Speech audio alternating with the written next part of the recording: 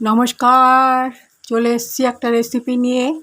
আজকে আমি আমার ছাদ বাগানের কিছু সবজি দিয়ে একটা তরকারি বানাচ্ছি। এই আমার ছাদ বাগানে ফুলকপি হয়েছে, ফুলকপিগুলো একটু ভাপ দিয়ে নিচ্ছি। এখানে আছে আমার ছাদ বাগানের বেগুন, এখানে আছে টমেটো আর ধনেপাতা,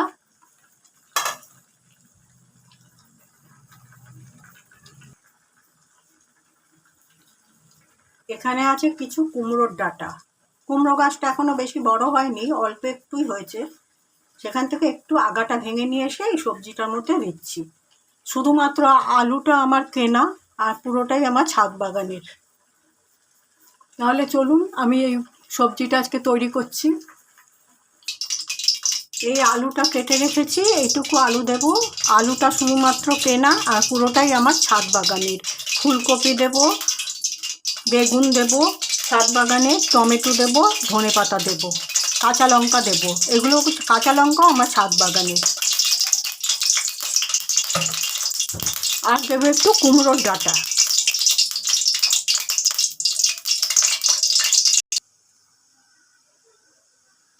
কালো জিরে দিয়ে দিয়েছি ফোড়নে। এবার প্রথমে আমি আলুটা দিচ্ছি। এই যে আলুটা, মশলাটা হয়ে গেছে।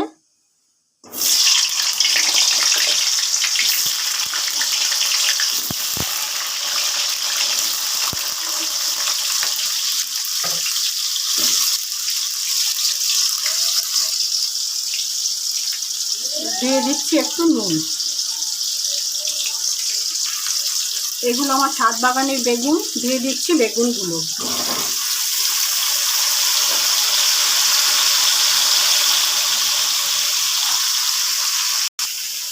দিয়ে দিচ্ছি কুমড়োর ডাঁটা।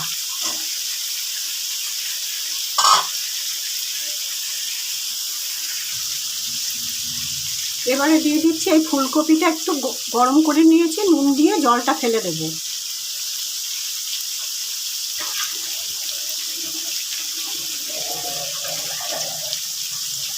ফুলকপিটা দিয়ে দিলাম।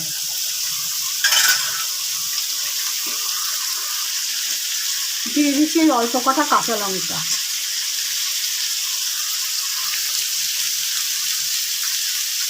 দিয়ে দিচ্ছি একটু হলুদ।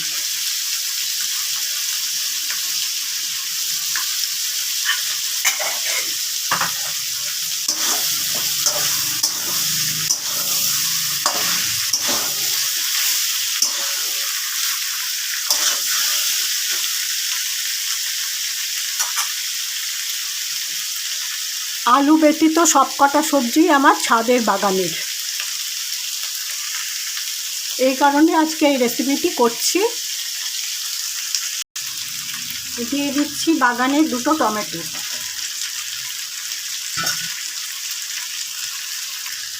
এই ধনে পাতাটা খালি দেওয়া বাকি আছে, এটা দিলেই আমার রান্নাটা মোটামুটি শেষ। রান্নাটা আমার শেষ পর্যায়ে চলে এসছে। এবার আমি ধনে পাতাটা দিয়ে দিচ্ছি, কুচিয়ে নিয়েছি। এখনই আমি গ্যাস নিভিয়ে দেবো। রান্নাটাকে একটু স্ট্যান্ডিং টাইমে রেখে আমি ফিরে আসছি। রান্নাটাকে স্ট্যান্ডিং টাইমে রেখে আমি পাত্রর মধ্যে ঢেলে নিয়েছি। দেখুন ঠিক এরকমটি হয়েছে। শীতকালীন সবজি আমি এর আগে একটি রেসিপি শেয়ার করেছিলাম, কিন্তু আজকে ভাবলাম যেহেতু আমার ছাদ বাগানের এত কিছু রয়েছে, সেই কারণে ফেসবুক বন্ধুদের জন্যই আমি এই সবজি দিয়ে এই রেসিপিটিকে আজকে শেয়ার করছি। আমার এই বাগানের সবজির মধ্যে আছে ফুলকপি, বেগুন, টমেটো, কাঁচা লঙ্কা, ধনেপাতা। শুধুমাত্র আলুটা আমার কেনা এবং আছে একটু কুমড়োর ডাঁটা। যাই হোক, আমি রেসিপিটা পুরোই শেয়ার করলাম। কালো জিরা ফোড়নে দিয়েছি আর কাঁচা লঙ্কা দিয়েছি সবজিটার মধ্যে। আমি আমার ভিডিওটা যেখানে শেষ করছি। আগামীকাল একটা নতুন রেসিপি নিয়ে আসবো। সবাই ভালো থাকবেন।